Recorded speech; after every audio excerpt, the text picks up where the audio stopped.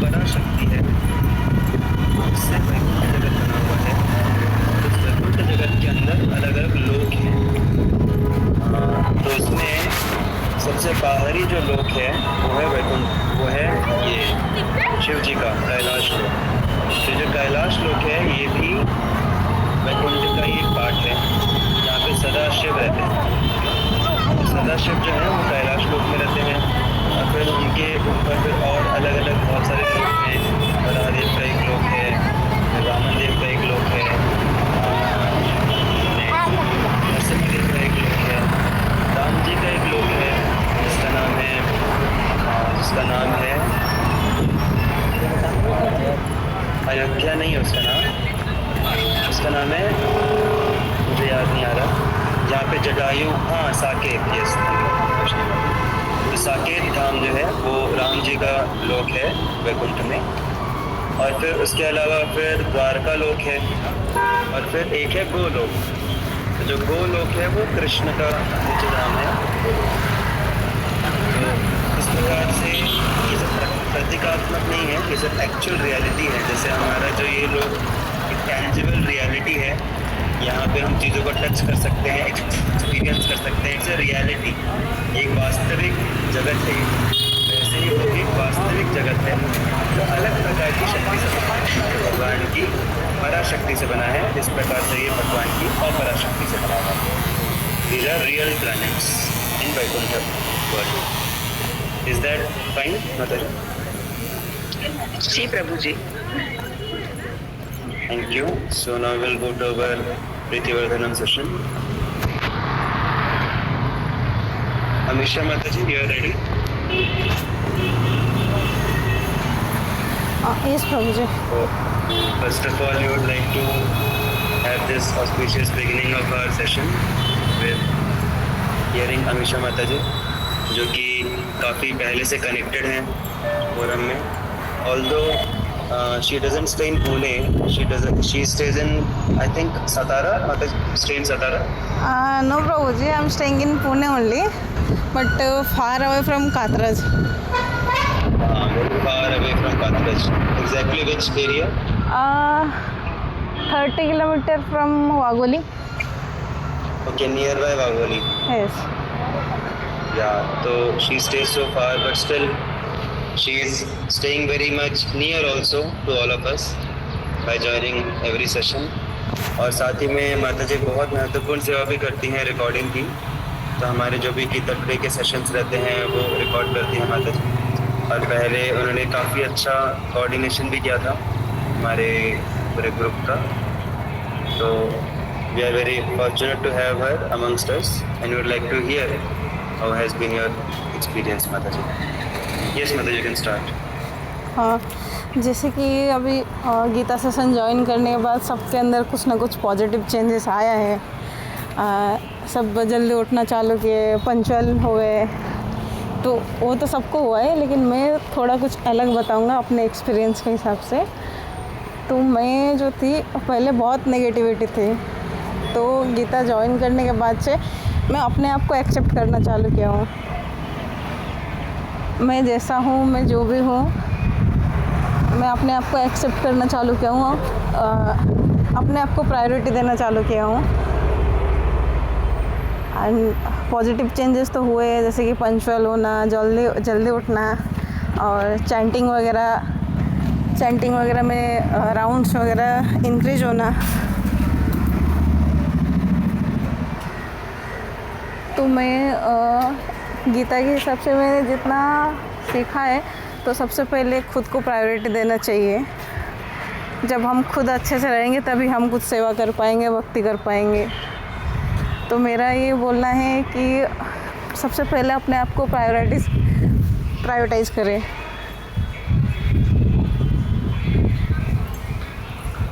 Yes Prabhu ji.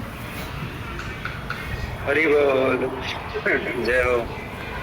Thank you माता जी, बहुत ही important point बोला आपने कि सबसे पहले हमें खुद को प्रायोरिटाइज करना चाहिए हमेशा, क्योंकि हम खुद भी भगवान की शक्ति हैं। तो जब हम खुद का ख्याल रख रहे हैं, खुद के शरीर का, खुद के मेंटल हेल्थ का, और अल्टीमेटली खुद की आत्मा का, तो एक्चुअल में हम भगवान की जो शक्ति है उसका ख्याल रख रहे हैं। तो ये बहुत ही इंपॉर्टेंट पॉइंट बोला आपने माता जी। और दूसरी बात कि सेल्फ एक्सेप्टेंस हमें आना चाहिए। हमें समझना चाहिए कि मेरे अंदर ये है, मेरे अंदर ये पॉइंट्स हैं, I am like this. And जैसे भी हमें एक्सेप्ट करना चाहिए, अगर हाँ गलत है उसको इम्प्रूव करना चाहिए। या वेरी गुड, वेरी ट्रू। हमें खुद को एक्सेप्ट करना चाहिए और जो चीज़ हमें लग रही है कि हमारे अंदर गलत है वो गलत क्यों है, उसके जो रूट कॉज है।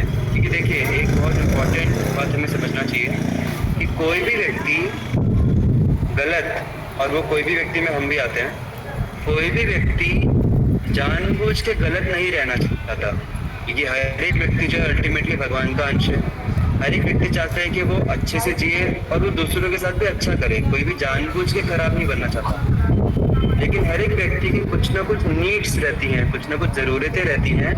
वो ज़रूरतें अगर पूरी नहीं होती हैं तो उन ज़रूरतों को पूरा करने के लिए वो ऐसे कार्य करता है जो हो सकता है दूसरों को गलत लगे। तो अगर हम सिर्फ लोगों को और खुद को भी बस हम गलत हैं या लोग गलत हैं ऐसे करके हम बस लेबल करते रहेंगे सबको, तो उससे कुछ फ़ायदा नहीं है। हमेशा हमें देखना चाहिए कि ये जो व्यक्ति है ये इस प्रकार से कार्य कर रहा है, उसके पीछे उसकी कौन सी नीड है जो अनफुलफिल्ड है, उसकी कौन सी ज़रूरतें हैं जो पूरी नहीं हो रही हैं जिसकी वजह से वो गलत कार्य कर रहा है। जैसे बहुत अच्छा उदाहरण श्रील प्रभुपाद का खुद का आता है। श्रील प्रभुपाद जब इसमें थे, वृंदावन में थे, तो वो देखते थे कि एक छोटा बच्चा आ रहा है और वो मंदिर की जो हुंडी है, मंदिर की हुंडी से वो पैसा चुरा के भाग रहा था। तो प्रभुपाद ने उसको पकड़ा रंगे हाथों और उसको डांटा नहीं, उसको मारा नहीं, उसको टेम्पल का जो एडमिनिस्ट्रेशन है उसको नहीं सौंपा, चौकीदार को नहीं बुलाया। प्रभुपाद ने उससे बात किया कि तुम मंदिर में आके चोरी क्यों कर रहे हो, छोटे से बच्चे हो, मंदिर में क्यों चोरी कर रहे हो। तो उसने बोला कि मैं नहीं करना चाहता, लेकिन मेरे जो माता पिता हैं वो बीमार हैं, उनके जो मेडिकल नीड्स हैं उसके लिए खर्चा करने के लिए कुछ है नहीं, और मेरे पास कुछ तरीका भी नहीं है कार्य करने का। मैं कुछ मेहनत थोड़ी कर सकता हूँ, छोटा बच्चा हूँ मैं, तो इसलिए और कोई तरीका ही नहीं मिला मुझे, इसलिए मुझे चोरी करना पड़ रहा है यहाँ पे। तो अभी आप सोचिए, अगर श्रील प्रभुपाद उससे पूछते नहीं, डायरेक्टली उसको डांटना मारना, उसको सिक्योरिटी के हाथ सौंप देते, तो क्या ये बात पता चल पाती प्रभुपाद को? नहीं पता चल पाती। तो प्रभुपाद ने बात किया उससे, उसका नीड जो है वो समझा, और फिर श्रील प्रभुपाद ने, मुझे एग्जैक्टली नहीं पता, पर प्रभुपाद ने कुछ तो प्रबंधन किया कि वो कुछ थोड़ा बहुत कुछ सेवा कर पाए और उसको नियमित रूप से कुछ तो पैसा मिल पाए जिससे कि उसकी नीड फुलफिल हो। तो ये एक उदाहरण हुआ। जैसे एक बार एक और उदाहरण श्रील प्रभुपाद का ही आता है कि श्रील प्रभुपाद, जैसे हम सबको पता है कि हमें जो नशीले पदार्थ हैं जैसे चाय कॉफ़ी वगैरह, इवन उसमें चॉकलेट भी आता है, चॉकलेट के अंदर भी कोको रहता है जो कि नशीला पदार्थ रहता है। अब लोग डरिए मत सबके रिएक्शंस आने शुरू हो गए। इट्स नॉट, इतना भी सीरियस नहीं है वो, प्याज लहसुन और मांसाहार जितना सीरियस नहीं है, बट अगर अवॉइड करेंगे तो अच्छा है, क्योंकि उसमें भी थोड़ा सा नशीला पदार्थ रहता है, कोको में भी। रोइए मत, टेंशन मत लीजिए। दूसरी बात क्या है कि कैरामेल वाला भी चॉकलेट आता है। कैरामेल चॉकलेट मतलब आज से बंद, क्या बंद गीता टुडे सेशन बंद, चॉकलेट खाना, चॉकलेट खाना बंद। एक बार एक व्यक्ति को ऐसा बोला था एक डॉक्टर ने कि तुमको सिगरेट फूकोगे तो तुम्हें प्रॉब्लम होगी, सिगरेट नहीं पीना चाहिए। तो वो आके अपने दोस्त को बोला आज से बंद। और फिर दोस्त ने बोला क्या बंद? वो बोला आज से वो डॉक्टर के पास जाना बंद। तो ऐसी हालत हमारी नहीं होनी चाहिए। तो of course it's not so serious as प्याज लहसुन, बट फिर भी जितना हो सके अवॉइड करेंगे तो हमारे लिए अच्छा रहेगा।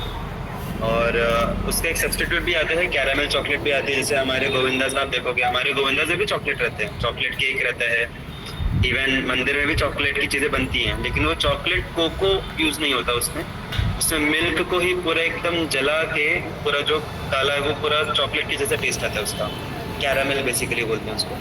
तो कैरामेल को एकदम जला के गर्म करके काला करके वो चॉकलेट जैसा पूरा टेस्ट आता है, and that is safe also. But anyways that is not the point.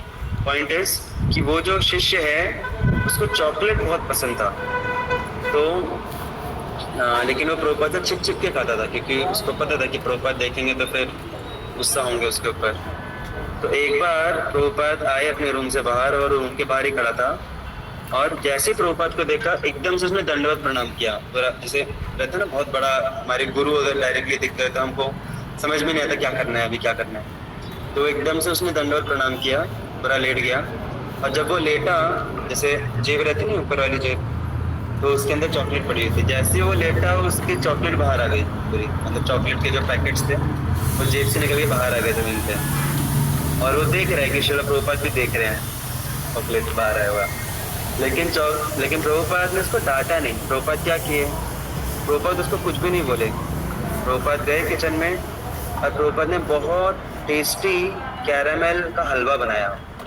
Caramel का हलवा एकदम टेस्टी, चॉकलेट वाले टेस्ट का, और इतना अच्छा बनाया प्रभुपाद ने उसके लिए। सोचिए, प्रभुपाद जो पूरे इस्कॉन संस्था के आचार्य हैं, इतने बिजी व्यक्ति, इतना कुछ उनको कार्य रहता है, वो अपने एक शिष्य जो कि उनके रूल्स को फॉलो नहीं कर पा रहा है, उसके लिए प्रभुपाद इतना समय बिता के जाके हलवा बनाए। और ऐसे आड़ा टेढ़ा हलवा नहीं, एकदम प्रभुपाद जो भी बनाते थे एकदम टेस्टी बनाते थे। ये वॉज अ परफेक्ट कुक। तो बहुत अच्छे क्वालिटी का हलवा बनाया, और फिर उसको बोले कि जब भी तुमको चॉकलेट खाने की इच्छा हो तो ये हलवा खाओ, मेरे को बोलो, मैं बनाऊंगा तुम्हारे लिए हलवा। और उसको अच्छा खासा हलवा बना के दिया, और तब से उसकी चॉकलेट खाने की लत ही छूट गई। वो उसको हलवा जो था उसका इतना हायर टेस्ट मिल गया, उसको ऊंचा स्वाद मिला कि उसके सामने उसको चॉकलेट फिर फीका लगने लग गया। तो उसी प्रकार से हर एक व्यक्ति जो भी कार्य करता है उसके पीछे कुछ तो नीड रहती है, लेकिन हम क्या करते हैं, हम नीड को नहीं देखते, हम उतना सोचते नहीं है। हम क्या करते हैं, डायरेक्टली लोगों के ऊपर लेबल लगा देते हैं कि ये व्यक्ति आलसी है, ये व्यक्ति रूड है, ये व्यक्ति एरोगेंट है, राइट। और वैसे हम खुद के बारे में भी लेबल लगा देते हैं, हम खुद के बारे में भी एनालाइज नहीं करते कि कारण क्या है। तो माता जी ने जैसे बहुत अच्छा पॉइंट बोला कि हम जैसे भी हैं, अच्छे हैं तो बहुत अच्छी बात है, बुरे हैं तो बुरे हम नहीं हैं, बुरी हमारे अंदर कुछ क्वालिटीज़ हैं। और वो क्वालिटीज़ क्यों बुरी हैं, वो हमें थोड़ा सा हम एनालाइज करेंगे, कौन सी ऐसी नीड है जो फुलफिल नहीं हो रही है, और फिर उस नीड को अगर हम फुलफिल करेंगे तो फिर वो क्वालिटी भी अच्छी हो जाएगी, हमारे अंदर अच्छी हो जाएगी। और दूसरी बात कि भक्ति योगा जो है उसका एक बहुत इम्पोर्टेंट और बहुत अच्छा एक फ़ायदा ये है भक्ति योग पालन करने का, कि भक्ति योग हमारी जो भी क्वालिटीज़ हैं उनको हमें नकारने को नहीं बोलता, भले ही वो क्वालिटीज़ बुरी लगे, जैसे क्रोध है, काम है, लोभ है, मत्सर, ईर्ष्या है, तो ये सारी नेगेटिव क्वालिटीज़ जनरली मानी जाती हैं। लेकिन भगवान हमसे इतना प्रेम करते हैं कि भगवान ये नहीं बोलते कि तुम ये क्वालिटीज़ छोड़ दो। जैसे असली प्रेम जो रहता है, असली प्रेम की परिभाषा क्या होनी चाहिए, अनकंडीशनल होना चाहिए। अनकंडीशनल मतलब पता है आप सभी को, अनकंडीशनल मतलब ऐसा नहीं कि तुम ऐसे रहोगे तभी मैं तुमको प्रेम करूंगा, राइट। अगर ऐसा है कि तुम ऐसे रहोगे तभी मैं तुमको प्रेम करूंगा तो वो प्रेम नहीं है, फिर उसमें कंडीशन आ गई। तो भगवान भी हमसे जो प्रेम करते हैं वो कंडीशन वाला प्रेम नहीं है, तुम ऐसे रहोगे तभी तुमको प्रेम करूंगा, नहीं। भगवान बोलते तुम कैसे भी रहो, तुम्हारे अंदर काम वासना है, क्रोध है, लोभ है, ईर्ष्या है, जो है रहने दो, उसको मेरे लिए लगाओ, उसको मेरे से संबंधित कर दो। उसको बहुत काम वासना है तो मेरे प्रति वो काम वासना को इस्तेमाल करो। बहुत क्रोध है तो मेरे प्रति नहीं, बट मेरे विरुद्ध में जो लोग हैं, धर्म के जो विरुद्ध में हैं, उन क्वालिटीज़ के अगेंस्ट क्रोध का इस्तेमाल करो। तो इस प्रकार से हमारी हर एक क्वालिटी के साथ भगवान हमें एक्सेप्ट करते हैं। बस इतना होना चाहिए कि हमें सारी क्वालिटीज़ को भगवान की सेवा में लगा दें। तो हम जैसे भी हैं, we should accept ourselves and we should offer ourselves to Krishna. और कृष्ण जो है वो हमें जैसा उनको चाहिए वैसे वो हमें मोल्ड करेंगे। तो वेरी नाइस रियलाइजेशन माता जी से। और हमें खुद का ख्याल रखना चाहिए क्योंकि हम भी भगवान की प्रॉपर्टी हैं, तो भगवान की प्रॉपर्टी का ख्याल रखना हमारी जिम्मेदारी है। तो ये बहुत अच्छा पॉइंट बोला माता जी ने। और कुछ पॉइंट प्रभु जी, जैसे कि हमारे सराउंडिंग में बहुत नेगेटिव पीपल रहते हैं जो कि हमें क्या बोलते हैं, टांग खींचते हैं, जो हमें डिमोटिवेट करते हैं। तो वो सब चीज़ों को इग्नोर करके हमें आगे बढ़ना चाहिए और हमें थोड़ा एक्सट्रोवर्ट होना चाहिए। जैसे कि पहले मैं बहुत इंट्रोवर्ट थी, कोई भी आके कुछ भी बोल के सुना के चला गया, साइलेंट, कुछ भी नहीं, बस रो देना फिर ख़त्म। तभी हमें थोड़ा एक्सट्रोवर्ट होना चाहिए। अगर कोई हमारी बुराई कर रहा है, हमें कुछ बोल रहा है, तो हमें सामने से उसको रिप्लाई देना चाहिए। यस, आपकी बातें सुन के लग नहीं रहा आप इंट्रोवर्ट थी। पहले थी। या तो होता है ऐसा, जब हम भक्तों के संग में आते हैं ना, एक अच्छा एसोसिएशन मिलता है ना, तो धीरे धीरे हम खुल जाते हैं, बहुत ओपन हो जाते हैं, क्योंकि अंदर से अच्छा फील होता है ना हमें। एक अच्छे फ्रेंड सर्कल है हमारा, एक अच्छा एसोसिएशन है, और साथ साथ भक्ति योगा करने से ना अंदर से कॉन्फिडेंस भी आता है। हाँ, कॉन्फिडेंस भी आता है, और अपने आप को सबसे पहले प्रोटेक्ट करना चाहिए। Yes, definitely. भक्ति योगा करने से, स्पेशली चैंटिंग करने से और भक्ति करने से ना अंदर से कॉन्फिडेंस आता है, क्लैरिटी आती है। और जब ये कॉन्फिडेंस, क्लैरिटी आती है, अच्छा संग मिलता है, अच्छे फ्रेंड्स मिलते हैं, उसमें हम ऐसे जो फोरम्स हैं जिसमें हम चीज़ें सीखते हैं, डिस्कस करते हैं, तो ये सारी जो चीज़ें हैं ना वो व्यक्ति को बहुत खोल देती हैं। ऐसा बहुत सारे डिवोटीज को देखा है मैंने, जो पहले एकदम ही शांत, एकदम अपने अपने में रहते थे, अभी एकदम बिंदास रहते हैं भक्ति कुछ समय करने हमारे के बाद। थॉट्स बहुत क्लियर रहते हैं, हमें एक्चुअल पता रहता है हमें क्या करना है। यस, क्लैरिटी आती है। Yes, clarity, confidence. Yeah very good, thank you so much माता जी। हरे कृष्णा। माता जी के लिए जोरदार तालियां। We can react. Thank you Baba ji. Hare Krishna. It was great pleasure hearing from you, Mataji. So now Hare Krishna. we would like to hear from. Just let me check. इनका number है अभी next.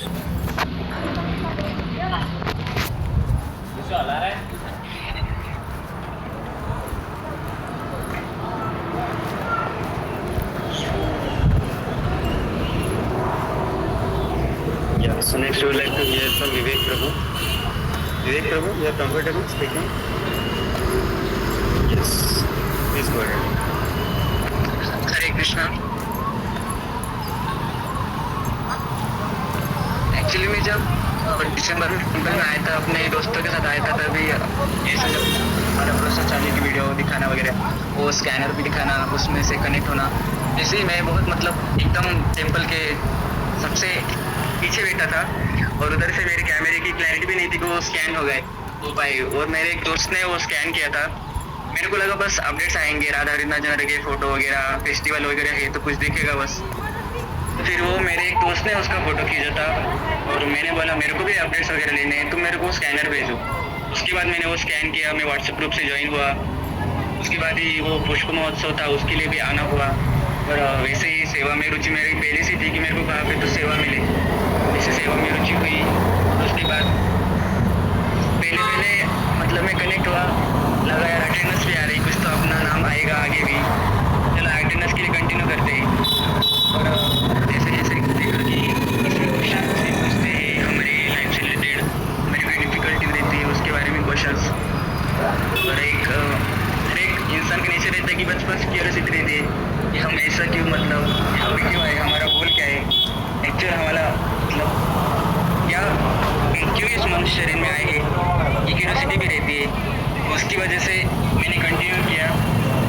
उसमें से class में मेरे को क्या सीखने को मिला, कर्म योगा के बारे में सीखने को मिला, मन को कंट्रोल करने का, और ऐसे स्थिर प्रज्ञ रहने का, मतलब जैसे कोई भी सिचुएशन हो, दुख हो सुख हो, उसमें कैसे रहने का, उसके बारे में बहुत सब कुछ मेरे को सीखने को मिला।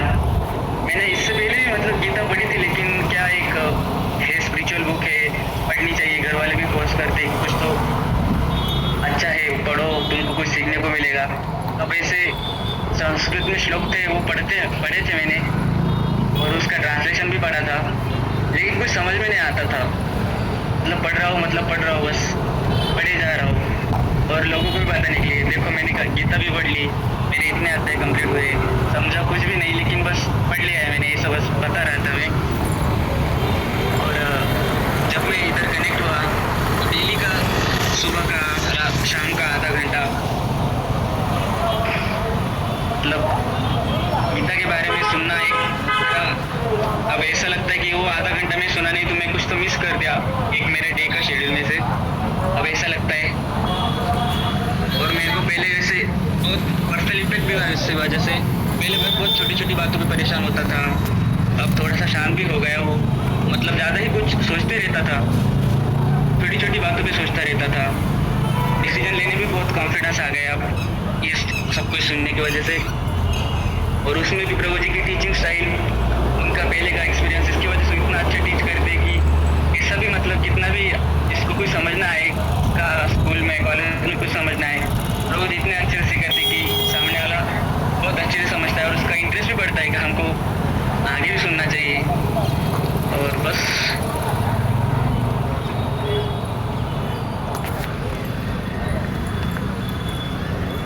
अब ये आधा घंटा मतलब जो सुबह का और शाम का है वो मस्त मेरे लाइफ में बहुत ऐसा लगता है ये घंटा सुनना ही चाहिए, मेरे को गीता सुननी ही चाहिए बस।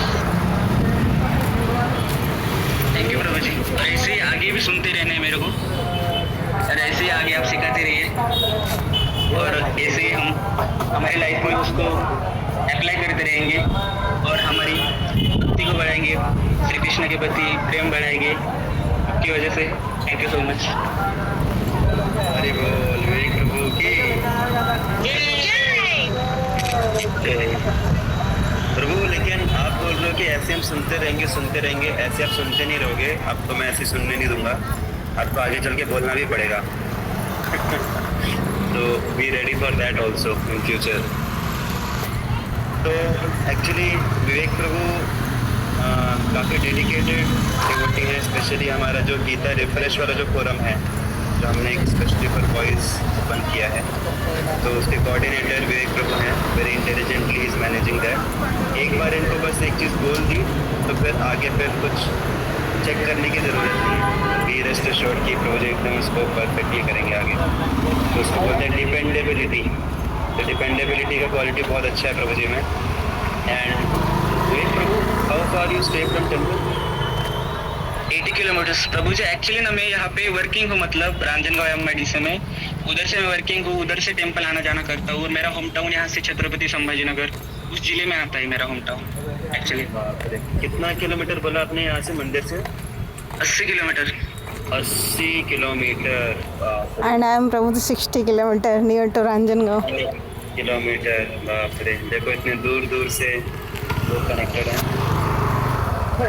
एंड विवेक प्रभु का बहुत उनका ऐसा रेगुलर शेड्यूल है कि वो ऑलमोस्ट एवरी वीकेंड ही कम्स टू टेम्पल।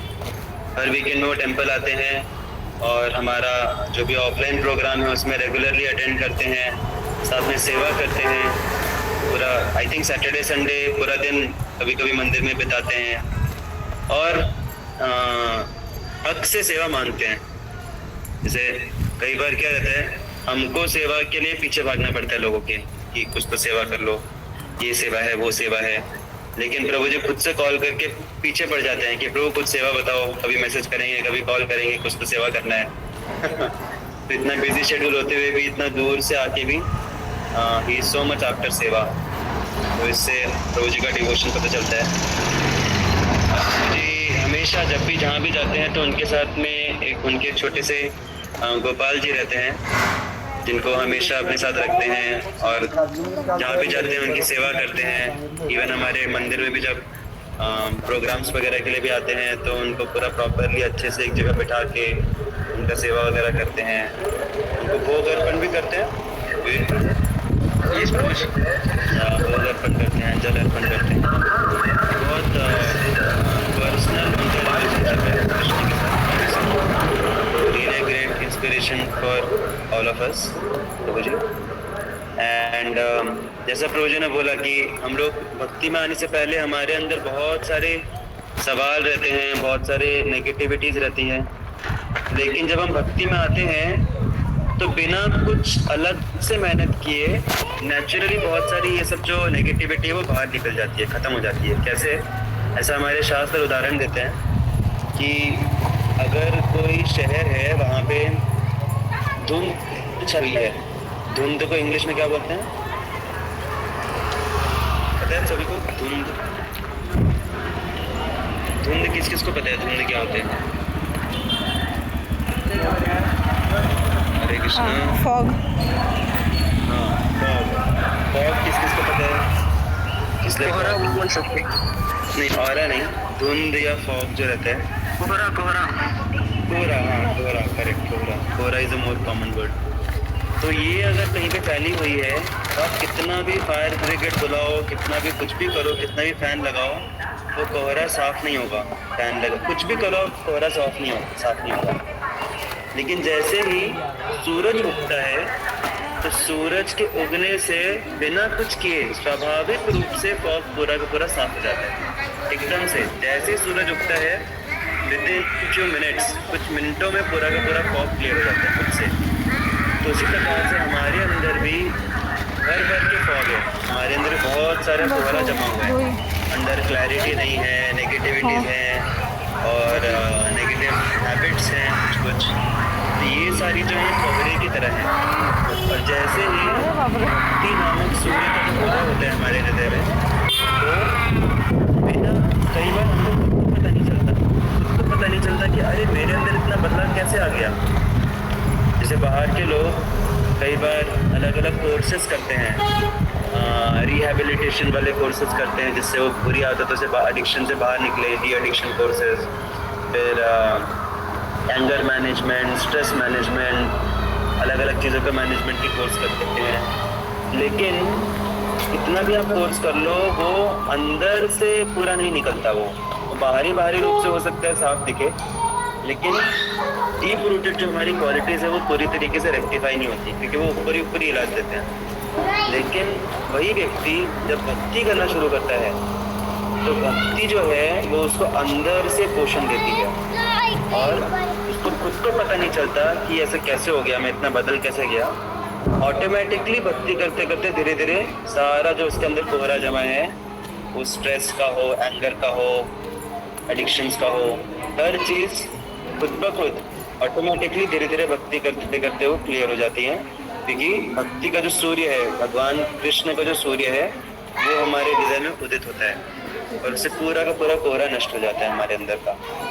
तो ये अभी तो धीरे धीरे अभी जैसे आप लोग भक्ति कर रहे हैं तो धीरे धीरे अभी क्या हो रहे हैं, क्या बोलते हैं, अरुण पता है सभी को अरुण क्या होता है? सूर्योदय से पहले अरुणोदय होता है। अरुण जो है वो सूर्य की आभा उसको बोलते हैं। तो अरुणोदय से ही मैं काफी हद तक जो कोहरा है वो नष्ट हो जाता है, अंधेरा नष्ट हो जाता है। तो अभी धीरे धीरे हमारे हृदय में भगवान का जो अरुण है उसका उदय हो रहा है, अरुणोदय हो रहा है अभी। और ऐसे हम करते रहेंगे तो धीरे धीरे अरुणोदय बढ़ेगा, फिर धीरे धीरे सूर्योदय होगा। फिर तो हमारा बस इतना ही काम है कि भक्ति में लगे रहें, उसको छोड़े ना। जो भी हमने कमिटमेंट्स लिए हैं चैंटिंग के, भगवत गीता पढ़ने के, सुनने के, सेवा करने के, उनका हम करते रहेंगे तो धीरे धीरे ये सूर्योदय होगा और धीरे धीरे सारा अंदर से जो भी तमस है, जो भी अंधकार है, सब नष्ट हो जाएगा। So it was very enlivening hearing from you Vivek प्रभु। Hare Krishna. Thank you so much for being a part of this, for being a very enlivening part of this family। Hare Krishna. तभी 6:31 हो रहा है अभी, और एक अगर हम लेंगे तो फिर काफ़ी टाइम चला जाएगा उसमें और उनके साथ जस्टिस भी नहीं हो पाएगा उन डिवोटी के साथ। तो वी हैव 4 minutes रिमेनिंग। किसी को अगर कुछ प्रश्न है तो पूछ सकते हैं, नहीं तो फिर जिज्ञासा फॉर्म जो है उसमें से हम और एक प्रश्न लेके फिर 6:35 को will close it. So anyone has any other question? Any kind of question you wish to ask, they can ask. Okay, otherwise we'll go to the Jigyasa forum.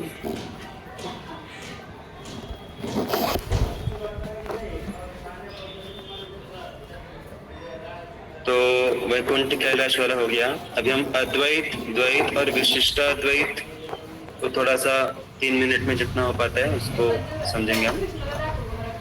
तो जिन लोगों ने श्रील प्रभुपाद लीलामृत का सेशन अटेंड कर रहे हैं जो लोग, उनको काफ़ी इसमें क्लैरिटी ऑलरेडी होगी, जिसमें हमने काफ़ी सारे सेशन से हम वही डिस्कस कर रहे हैं। तो जो अद्वैत फिलॉसफी है, अद्वैत दर्शन, अद्वैतवाद, वो मानता है कि सब कुछ एक है। अद्वैत मतलब कुछ भी द्वैत नहीं है इस दुनिया में, everything is one. Everything is one मतलब भौतिक प्रकृति जो हमारे आसपास की प्रकृति है और हम हम में और हमारे आसपास की जो प्रकृति है उसमें कोई भिन्नता नहीं है। हम, हमारे आसपास की प्रकृति और भगवान, हम सभी एक हैं और हम भी भगवान हैं। और फर्क सिर्फ इतना है कि हम भूल चुके हैं कि हम भगवान हैं। हम माया के अंतर्गत भूल चुके हैं कि हम भगवान हैं। और अगर हम आध्यात्मिक जीवन का पालन करेंगे तो धीरे धीरे हमें साक्षात्कार आएगा कि हम ही वो भगवान हैं। हम माया से परे जाएंगे और फिर हम अपने भगवत्ता में स्थित रहेंगे। तो इसको बोला जाता है अद्वैत फिलॉसफी, कि हम और भगवान एक ही हैं, हम ही भगवान हैं। अद्वैत, मोनिज्म बोलते हैं इसको इंग्लिश में। तो शंकराचार्य जी जो हैं उन्होंने अद्वैतवाद का प्रचार किया। और या सो दैट इज अद्वैतवाद। देन द्वैतवाद जो है वो दर्शन ये मानता है कि हम और भगवान एक नहीं हैं और ना ही हम कभी एक हो सकते हैं। हम कभी भी एक नहीं हो सकते। That is Dvaitism. हम और भगवान अलग है, हम और प्रकृति अलग है, सब में ड्यूअलिज्म है। दैट इज द्वैतवाद, जिसका प्रचार काफी हद तक मध्वाचार्य जी ने किया। और हम भी जो भक्ति योग का पालन कर रहे हैं, तो भक्ति योग का पालन जो है वो द्वैतवाद के अंतर्गत हो पाता है। क्योंकि अगर हम मानेंगे कि हम ही वो भगवान हैं तो फिर भक्ति किसकी करेंगे, राइट? तो भक्ति करने के लिए जो आराध्य है और आराधक जो है, उन दोनों में फर्क होना चाहिए। अगर आराध्य ही आराधक हो गया तो फिर वो भक्ति किसकी करेगा? That is Dvaitism. Okay. And then Vishishtadvaita जो फिलॉसफी है उसको बोलते हैं स्पेशलाइज्ड मोनिज्म। तो ये फिलॉसफी क्या बताती है कि अल्टीमेटली हम और भगवान एक भी है और अलग भी हैं। We are one also and we are different also.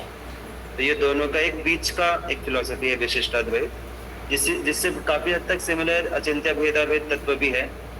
But उस पर अभी हम नहीं जाएंगे क्योंकि ये पूछा नहीं माता जी ने। अभी हम विशिष्टाद्वैत को समझेंगे। तो विशिष्टाद्वैत की जो फिलॉसफी है, दर्शन है, इसका प्रचार किया रामानुजाचार्य जी ने। तो उन्होंने बताया कि हम और भगवान जो है वो क्वालिटी में एक हैं लेकिन क्वांटिटी में अलग हैं। और इसको उन्होंने दो उदाहरण से समझाया कि जो चिंगारी रहती है और जो सूर्य है, चिंगारी और सूर्य दोनों की क्वालिटी एक है। क्योंकि चिंगारी के अंदर भी क्या होती है, रोशनी रहती है और ग्रीष्मता रहती है, गर्म रहता है चिंगारी भी। हीट एंड लाइट, ये दोनों चिंगारी में भी रहती है, हीट एंड लाइट सूर्य में भी रहती है। तो क्वालिटी दोनों में एक ही है, लेकिन क्वांटिटी भी एक है क्या? नहीं, क्वांटिटी में जमीन आसमान का फर्क है। जो सूर्य है वो विभु है और जो चिंगारी है वो अणु है। इसी प्रकार से एक छोटी बूंद और पूरा सागर, दोनों के अंदर क्वालिटी एक है कि अलग है? किसको लगता है एक है क्वालिटी सागर में और एक बूंद में? क्वालिटी एक है। तो क्वालिटी वाइज अगर हम देखें तो बूंद और सागर एक ही है। लेकिन अगर हम क्वांटिटी देखें, क्वांटिटी को क्या बोलेंगे हिंदी में? मात्रा। मात्रा, थैंक यू सो मच। तो मात्रा अगर हम देखें तो मात्रा अलग अलग है। समुद्र है बहुत विशाल है और बूंद बहुत छोटी सी है। तो उसी प्रकार से विशिष्टाद्वैत फिलॉसफी ये बताती है कि हम और भगवान क्वालिटी में सेम है, क्योंकि हम भी भगवान के अंश हैं तो भगवान की क्वालिटी हमारे अंदर भी है, लेकिन क्वांटिटी में जमीन आसमान का फर्क है। भगवान विभु हैं और हम अणु हैं। So qualitative oneness and quantitative difference, that is Vishishtadvaita. And Advaita means complete oneness and Dvaita means complete difference. So these are the three philosophies. ये मैंने बहुत संक्षिप्त में बताया, इसके ऊपर हम बहुत चर्चा कर सकते हैं, but we don't have time now. Is that fine माता जी? जी प्रभु जी। Hare Krishna, thank you so Hare much. Krishna. Srila Prabhupada की जय जय। नाम सेशन की जय। जय अनंत कोटि वैष्णव वृंद की जय जय। हरे कृष्णा। हरे कृष्णा। Hare Krishna Prabhuji.